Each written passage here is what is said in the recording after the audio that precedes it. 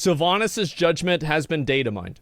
Read at your own risk. Also extreme disappointment or happiness risk. Sylvanas submits to the judgment of Tyrande. I like the sound of that. Tyrande says she's confused by this new submissive Sylvanas that gives in to what people to the people's blade, but declares her punishment to be jumping down into the maw with Tyrande's owl watching her while she reclaims all the souls that she killed and sends them to the Arbiter, now Pelagos. Holy shit, so her punishment is literally doing maw dailies. I feel so bad for her. I'm actually kind of surprised that she's getting a punishment and not just getting to live on as the new Horde War Chief or something. Actually cool that she's basically being thrown into the maw for ages, so we don't have to see her anytime soon. Well, this is what I said with her being the Lich King, right? Is like, this is effectively what I thought was the best ending for Sylvanas. Like, ideally, like she would have died in the jailer raid. I thought that would have been better, but this is the second best thing. Because, yeah, Lich King, yeah, well, whatever, right? What I'm saying is, like, that's what I thought. Yes, a fate worse than death, good riddance, exactly. Jill will come back to expansion saying my time is served. Sure, and then people won't really give a shit about it. Like, yeah, it's fine. Let me see here. So she becomes the unjailer and has to haul souls out of the maw. Looks fine to me. Yeah, that's... I mean, it's not that bad. I think that's the way I would describe it, is it's just simply not that bad. Yeah, she won't serve though. Yeah, well that was the other Sylvanas, okay? Because there were so many different people writing her character that they just finally decided, they're like, we're just gonna give her dual personalities because this is just so fucked up. Like, yeah, so she's got two souls and like one soul does the bad stuff and the other soul does the good stuff. And so, yeah, we're gonna get rid of the soul that does the bad stuff. They're like, wait, what the fuck? Like, so then wait a minute. They're like, nope, that's it, it's over. All right, let's go, moving on. That's okay, yeah, she's bipolar, exactly. Didn't they make a whole deal with her good and bad side were different? They're going back on it now? No, they're not. And I think that, again, this is the problem with, you know, like, do you guys ever have the phenomenon whenever you stare at food for long enough, it makes you not like it as much? Like, if you look at the food and it's like, oh, this looks good, but if you sit there and you look at it for a long time, it becomes, like, more gross. Yes, yeah.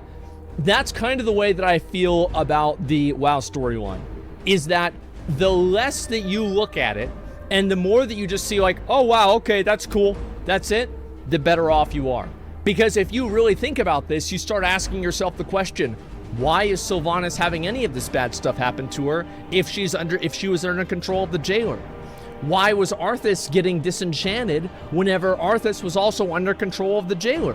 Why is Anduin not suffering a similar punishment because he did bad things, again, under the control of the jailer that Sylvanas was as well? We don't ask these questions. That's the solution. So that's how you can handle and do the voice lines in the link. Yes, we'll watch it in just a second, okay? We'll take a look at the ending. Are you guys ready? Sylvanas Windrunner. There can be no true justice without compassion. And I can see your deeds bear the mark of the jailer's influence. An influence we failed to contain. Then, you know in your heart to whom you must answer. Jesus. Entrusting justice to your most fervent adversary. Are there any gathered here who object to this fate? So be it. I think Pelagos being the Arbiter is stupid. Pelagos was a side character the entire time. A much better ending of the story would be that there was no Arbiter. Like, it would just be a much better ending of the story. It would take away a lot of the determinism of the story. It would just be a million times better. Like, it's just... The thing is, Pelagos, like, look at... He looks like butter. Like, what the fuck is that? He looks like butter. It's weird. Watch the cinematic. I will after this. The jailer did not control me. Death would be a merciful end, Tyrande. However long it takes. What game do you play now, Banshee? The Sylvanas I hunted would never submit to the blade of her enemy. That's true. Your newfound remorse might be genuine. There will be no peace for you, Windrunner. The prisoner is in my charge now. Below lies the maw. Every soul lost in its depths, betrayed or condemned. You shall find and send forth to the Arbiter. You will toil there, under Dorotha's watchful eye. That's the bird. This is how you shall bring renewal to your victims. Undo Falador, old friend. Watch her well.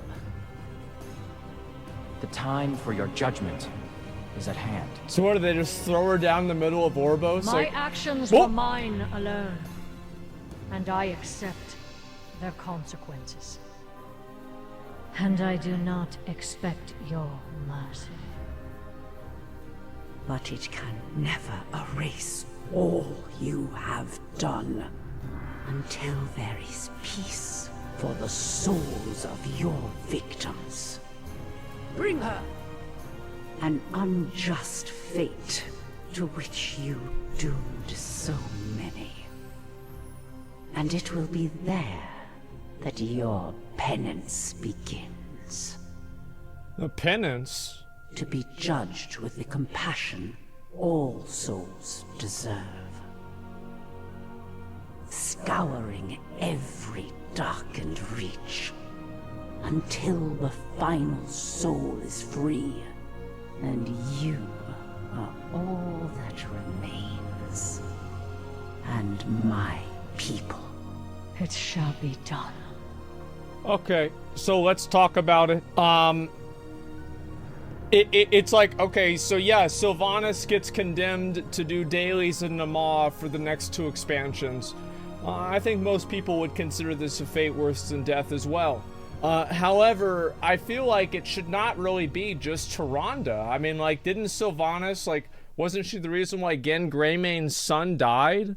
I feel like, I mean, what about Anduin? What about, like, where's Anduin? Where are, like, all of the other characters that have gotten fucked over by Sylvanas? Why is this just Tyrande talking to Sylvanas? Like, Tyrande is the only person that's been wronged by Sylvanas. What about, like, you know, Anduin and Jaina, whenever she fucking set everybody on fire in the battle for the Undercity? And whatever happened to Nathanos? Where did Nathanos go? Like, he's gone. Yeah, where's Bane? Bane, like, where's Sarfang? Like, what is this? Like, who? Wait, who's that? Who's that? Who? Yeah, exactly. It's crazy. Devs don't put in the work anymore. World of Walmart. Look, dude, cause Soul, thank you much for the 5 good subs. I feel like, okay, on a macro level, I think that this is not that bad of an ending. That she's, like, sent down to the Maw, and she has to, you know, like, collect and be basically the jailer of the Maw, right? The janitor of the Maw, not the jailer, the janitor of the Maw. And, like, yeah, sure, that's fine. However, it just feels kind of weird, man. Gen and Sarfang are on Azeroth? Well, don't you think that, like, you should tell him, like, hey, we got Sylvanas, by the way. You know, like, that woman that killed your only son, and you fucking tried to kill her for, like, 20 years? Yeah, we got her. Like, don't you think he should know, like, even, like, a phone call or something? Right? I mean, come on. So she's doomed to do dailies for the rest of her life? No, they'll probably be over in, like, a couple expansions, and I'll bring her back into the story, right? That's all there is to it. Blizzard's putting female characters front and center. Wonder why they would do that. I mean, there's a good chance that could be it, right? And, like, that's again another one of the problems that, you know, you have whenever you have people that are, like, so outspoken about social issues, is you don't know really if the decisions in the game are being made because this is what's best for the narrative, or if this is something that reflects their worldviews in real life. I think that's also another one of the bad things. It's like a level of immersion that is always suspect. We want Illidan back? Yeah, Illidan was fucking badass. Yeah, I'd be fine with that too. Let's see if I can find this one too. Zereth Mortis campaign. Okay, here we go. So this is the other one. This is where Pelagos becomes the arbiter. Here we go. Social issues bad? I think that in general, again, people play video games to get away from that bullshit. People don't have the same worldview or ethics in video games as they do in real life. I think you're just making a huge mistake by trying to combine real life morality and video games. Like, this is a game that is fundamentally built on race wars and murder. Like, I don't want to be moralized in this game. Stop it. All right, here we go. This is the Pelagos becomes the Arbiter. Pelagos. What do you mean? In service to the Shadowlands, I offer my soul. What? No. He's greasy. I have yet to ascend, Clea. Perhaps there was a reason for it. But your soul! You do not have to do this. I know. This is my choice, sister. My purpose.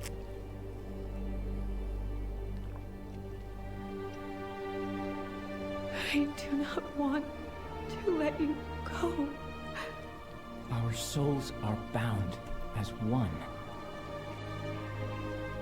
We will never be apart. That's cute.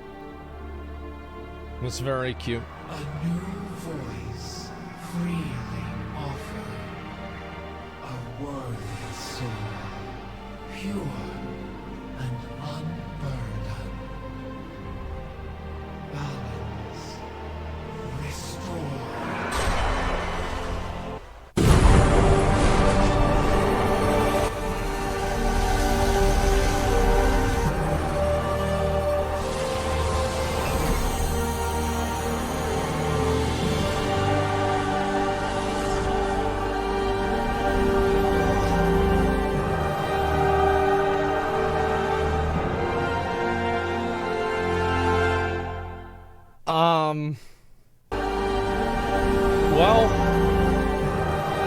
There it is. All right, well, we just turned into a grandma. I don't know. Watch the Khadgar one. If you can show me or link me the Khadgar one, I will look at it, okay? Flying butter. Yeah, Butterman, exactly. It's like, didn't Land O'Lakes get rid of their the girl on the cover? Why don't they just use Pelagos instead? Yeah, perfect solution. Arbiter, the Arbiter. Look, this is the way I feel about this cinematic, and this is the way I feel about like all of the ending of Shadowlands. It's a lot the same as the ending of WoD. Is like, it was very obvious to me that like Blizzard didn't know how they wanted to end WoD, and they didn't know what the fuck they were doing with the end of WoD. So they just said, you know what? We're just gonna have like everybody come together and some fucking shit, and they beat Archimonde, and then it's over, okay? And like everybody was like, fine, that's okay. Just move on. And that's the way I feel about the Shadowlands. Is like, it's funny to me that like it happened, but I really don't care, because the truth is, like, we're gonna leave the Shadowlands. We're never gonna interact with these people ever again. We're never gonna see Pelagos again. Who gives a fuck about Pelagos? Who gives a fuck about Sylvanas? They're gonna be gone. It's the same with like Yrel and all of the different characters in Warlords of Draenor. They're gone. It's done. There's no more of it. You don't need to worry about it. Okay, is this another one here? Jaina and Khadgar dialogue. Okay, let's see this one. Here we go. Right, the devs replaced a female arbiter with a male one. They'll rewrite it. Here's the thing, like Pelagos, I felt like a better story. Like one of the subtexts of, like, I feel like this was a huge subtext of Shadowlands that just got completely ignored. And like it was put in at the very beginning with like the Archon cinematic with like Uther and like Devos and Arthas, right? Where it was like the idea of blindly following this order, and maybe the order is wrong, right? And questioning the order. So like then you go to Oribos and they're all questioning this thing that's the purpose that nobody even understands what the fuck it is. They're all basically worshiping I don't know, an action figure that doesn't have a new battery in it. And this goes on for the whole time. And then the final climax of all this is they just put a new battery. They get a new action figure. Like, that's the worst climax that you can possibly have. It's such a weird and flawed system fundamentally. Yeah, it's too much, man. Let's see this one, the Uther and Jaina dialogue. Here we go. A mile wide and a centimeter deep. Yeah, true. Hello, Jaina. Khadgar, it's good to see you again. When we last parted, I regret that... Those were perilous times. The Legion's attack, then the war. I think we both needed to find our own way through. I have no hard feelings. Only friendship. Get out of here, I furry. feel the same. But surely you didn't come all the way to the Shadowlands just to find me. No. For years I've read about this place in Medivh's books. I stood atop Karazhan and caught glimpses through the veil. More retconning. I suppose I wanted to gaze upon the realms of death with mine own eyes before. Is everything all right, Khadgar? I feel the weight of years upon me, Jaina. The burdens carried, the choices made. Forgive the musings of an old man. I think I'll look round and see these Shadowlands a bit. See what wonders I can find. I've heard tales of conniving brokers, a city of secrets, and a land of ancient knowledge. How intriguing. Sounds like you'll be keeping busy. Just don't leave without saying goodbye. I've missed you, old friend. Count on it, Jaina. Be seeing you. Khadgar's not even supposed to be old though. Like I thought the only reason Khadgar's hair was gray is that all of his hair and like the life force of him like got it got sucked out whenever he fought Medivh. That's why his hair turned gray, was after he fought Medivh. Isn't that what happened? Yeah, times change. He's 17 in Warcraft 3. Yeah, I didn't, it's in the book. Yeah, so he turned old? I thought it just aged him visibly. Yeah, he's not that, yeah, I thought Khadgar's like 50, he's like 50 years old. Like, in my mind, like, how old is Khadgar? Khadgar's 52 years old. Like, I have no idea, right? This is just my own opinion. But, like, Khadgar's like 70 now. 50 is not, yeah, 50 is not fucking old. He's like 40 or something in the books. Life force equals max age. Yeah, dude, it's just, talk to Jaina for 1 minute and he's already dying. Yeah, I swear to God, dude. Like, if they start, like, it's so weird to me that, like, again, Khadgar has seen the Shadowlands. And like, again, like, he never talked about this before. And, like, it was also in Medivh's journals. And it's like, we've looked at Medivh's journals because they're, like, little books in Karazhan. There's nothing about this again. Like, come on, guys. He said nothing about this. Yeah, it's like, so Khadgar is the only people that knows about this at all. Like, oh my God, man. And, like, if Khadgar knew that, like, it's just, he forgot? Okay, all right, listen. I'm just, oh my God. These plot points were planned for 20 years, right? Yeah, they did. Time passed differently in the Shadowlands. I've heard that, but oh my God. Oh my God. Oh my God. Remember, time passes differently in the Shadowlands? I forgot all about that. And remember that? The time passes differently? That went nowhere. Yeah, that literally went nowhere. Like, there was never, like, any other point to that at all. There was never a point, like, in the future where they're like, oh, yeah, this is why this had any sort of impact. It was just, like, this weird, oh, yeah, of course. I think in 10 years, they're going to be like, oh, you forgot about that, huh? Well, now it's time that we need to use this plot hole, so we're going to do this now. Did you see the leak on how story should have been for Shadowlands? No, I don't really take a lot of, you know, credibility in those kinds of things, okay? He knew about Shadowlands since Warcraft 3. Blizzard is pulling a let the past die, kill it if you have to. Listen, I'm totally fucking fine. If Blizzard wants to just go ahead and say, let's move past the Shadowlands, it never really happened. That's exactly what they did in WoD, and I thought it was a great decision. It was an incredibly great decision, and that's what they should do again if they need to. Blizzard dev tries Elden Ring, goes exactly as you would expect. What is this? Oh, jeez. Here's the way. This is we know Celestalon. My only interaction that I ever had with Celestalon was this. It was like the first or the second year I went to BlizzCon. I forgot which one. We were all in there's the convention centers like right here, and then like to the right of it is like the Hilton Hotel, and that's where like everybody goes and hangs out like for drinking at night and just like spending time with each other, right? And so anyway, I'm at the Hilton bar, and like it's me, Rich, like all the boys, right? Like Zach was there, like everybody was fucking there. And so I see Celestalon, and he's carrying 2 drinks, and he just looks at me and he smiles and he goes like this.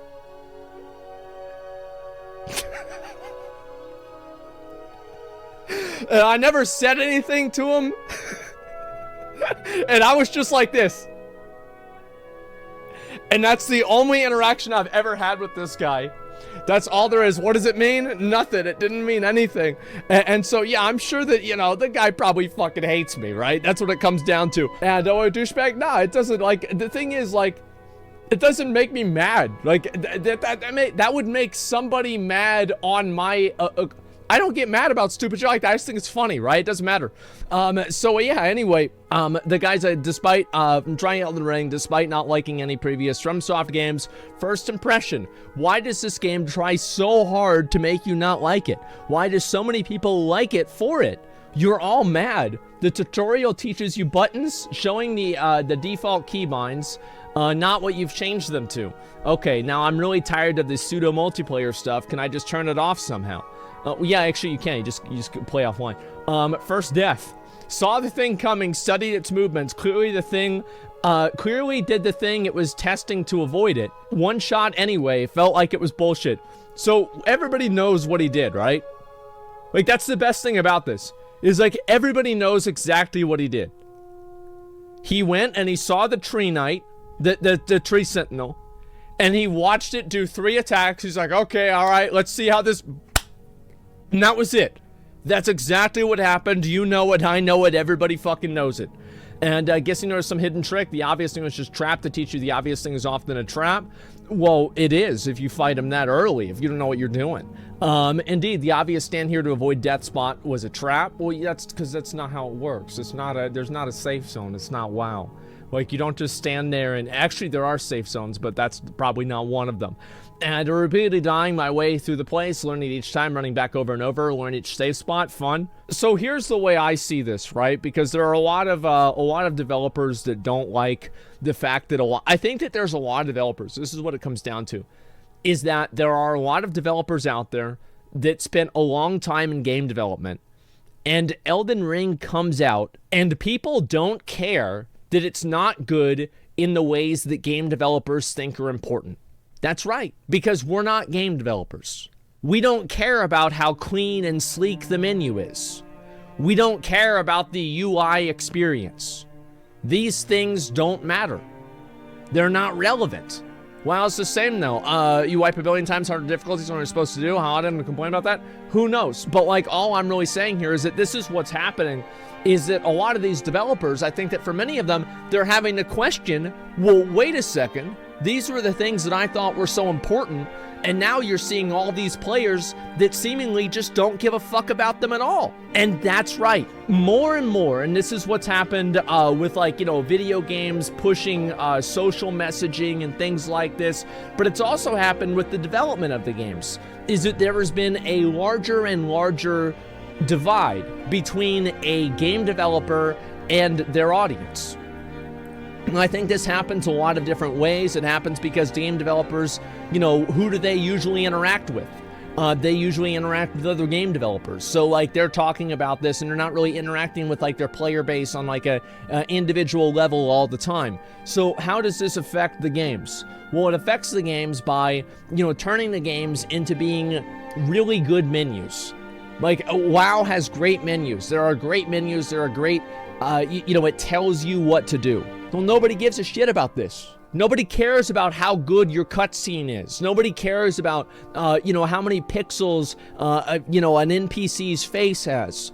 These are just simply not important things to the average player, and I think Elden Ring proves that. That's really what the truth is. So these are the same people who, they fundamentally misunderstand why people play their games. It's not because of the menus. The menus are completely irrelevant. They don't fucking matter. Like, yeah, you lose a few people in translation. Of course you will. Yeah, I mean, of course they matter to an extent. I can't say they don't matter because, of course, they do matter to an extent. but they're just, none of this shit matters except the gameplay.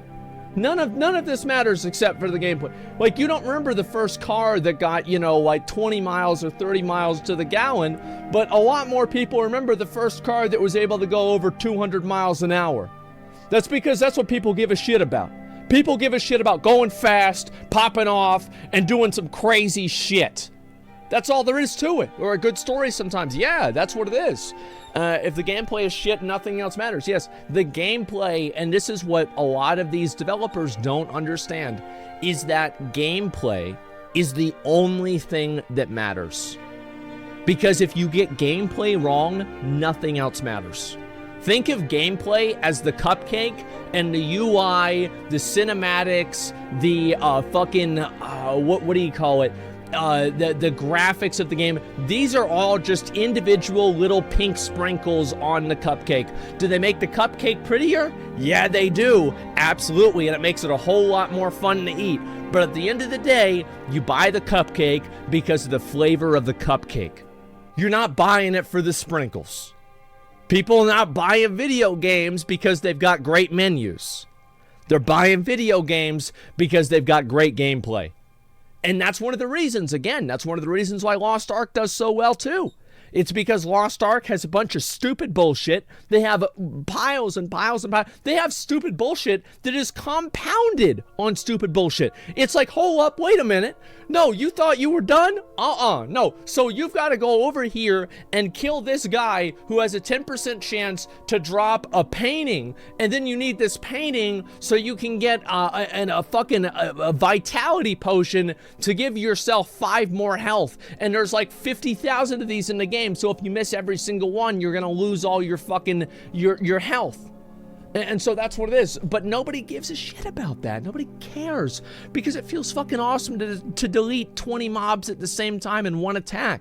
That's what matters. Yes, Valheim is another great example. Valheim had so many problems. There were so many stupid things about Valheim, but nobody really cared because all they gave a shit about was the gameplay. And the core fundamental low carb thing, actually 5 get the community subs, I appreciate that. And the core fundamental gameplay was flawless. I would not say flawless, but it was extremely fucking good. And I think that's the big reason why these types of things are so popular.